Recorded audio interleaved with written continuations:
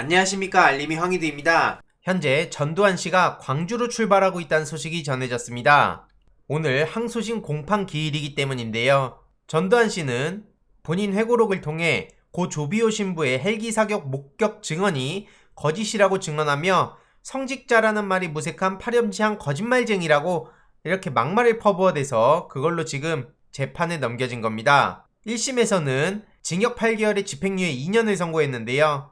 이후로 재판정의 모습을 드러내지 않다가 피고인 없이 재판하면 불이익이 있을 수밖에 없다라고 경고를 하자 저렇게 출석 의사를 밝혔고 오후 2시에 항소심이 진행된다고 하네요. 이에 많은 시민들은 저런 사람이 편안하게 노후를 보내는 게 그 자체가 문제가 있는 거다. 저런 사람의 정신을 이어간다는 국민의힘을 지지할 리가 있나? 명분 없는 사면 진행했다가 희생자와 유족들이 아직도 고통을 받고 있다. 전두환 씨가 지은 죄는 지옥에서 모두 대가를 치르게 될 거다. 이런 비판의 목소리들이 이어지고 있습니다. 어떤 결과가 나오는지 끝까지 재판을 지켜봐야 된다고 생각합니다. 거짓말하고 골프 치고 기억 안 난다 그러고 29만원 있다 그러고 이런 사람의 정신을 답습하는 당이 뭘 보고 배웠겠습니까? 그리고 최근 윤석열 씨 같은 경우에는 황운하 의원이 저렇게 조폭에 빗대서 실체가 서서히 드러나고 있다라는 지적을 본인 SNS를 통해 했었는데 이게 언론에도 보도가 되고 있는 상황이죠.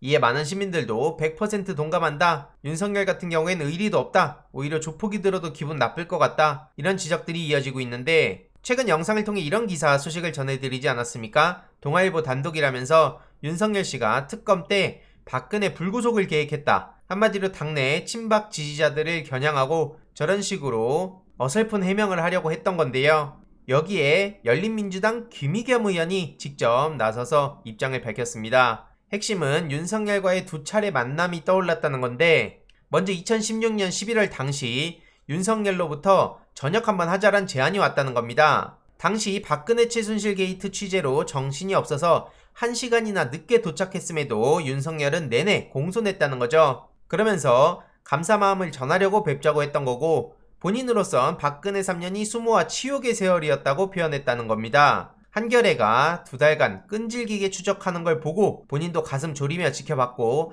한겨레 덕에 본인이 명예를 되찾을 기회가 와서 고맙다고 저렇게 식사를 하자고 했다는 거죠. 이후로 2017년 2월 특검팀 수사가 마무리돼가던 무렵엔 윤석열로부터 소주 한잔 하자는 연락이 또 왔다는 겁니다. 당시 자정이 넘도록 윤석열 씨는 박근혜 수사에 얽힌 무용담을 펼쳐 보였다는 건데 짜릿한 복수극을 안주로 삼아서 들이키는 폭탄주. 글만 보더라도 상황이 어땠는지 짐작가지 않습니까? 여기에 도대체 어디에 불구속 수사라는 방침이 끼어 있을 수 있냐는 겁니다. 중요한 건 19년 4월 서울중앙지검장 시절 박근혜가 건강을 이유로 형 집행정지를 신청했을 때 이걸 허가하지 않았던 사실과도 배치가 되는 거고요. 왜냐하면 당시 최종 결정권은 윤석열한테 있었기 때문입니다. 한마디로 말도 안 되는 얼토당토하는 거짓말인 거고요. 정진석 의원은 윤석열 씨를 돌고래에 비교하며 의리 있다는 식으로 표현을 했는데 문재인 대통령을 대하는 윤석열의 태도 어디에도 돌고래는 없습니다.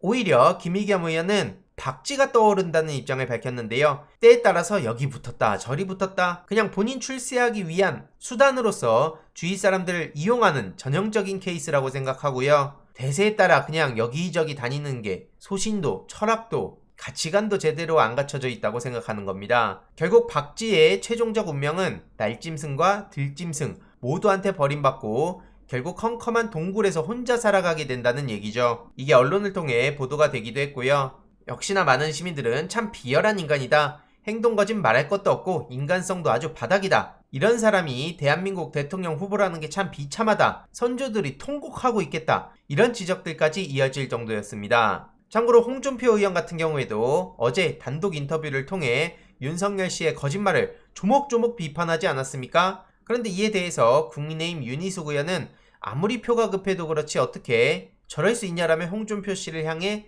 비난을 했습니다. 중요한 건 홍준표 의원이 틀린 말한 게 아니라는 거죠. 조국 전 법무부 장관을 향했던 수사가 과했다. 그래놓고 오히려 본인이 공정과 상식으로 포장했다. 여기서 틀린 말 하나 없습니다. 그런데 이걸 두고 윤희숙 씨는 아무리 표가 급해도 어떻게 저럴 수 있냐라고 지적을 한 겁니다. 윤석열이 과잉 수사를 했다는 건 보수 진보 여야 할 거 없이 누구도 부정할 수 없는 겁니다. 만약에 검찰의 공정한 수사와 기소였다. 그리고 언플도 합당했다라고 생각한다면 아주 털끝만한 의혹 가지고 이미 결과가 끼워 맞춰진 그런 수사와 기소, 엄플 다 감당할 수 있습니까? 대한민국의 어떤 누구도 그걸 감당할 수 있는 사람은 없다고 누누이 말씀드리는 것이고요. 조국 전 법무부 장관 가족에 들이댔던 그 잣대를 똑같이 들이댄다면 대한민국을 넘어 전 세계에 살고 있는 누구라도 범죄자로 만들 수 있다는 게 지금 아주 심각한 문제라는 겁니다. 심지어 윤희숙 의원은 조국 전 장관의 내로남불 타령하면서 정권교체의 대의이자 상징이라고 표현하고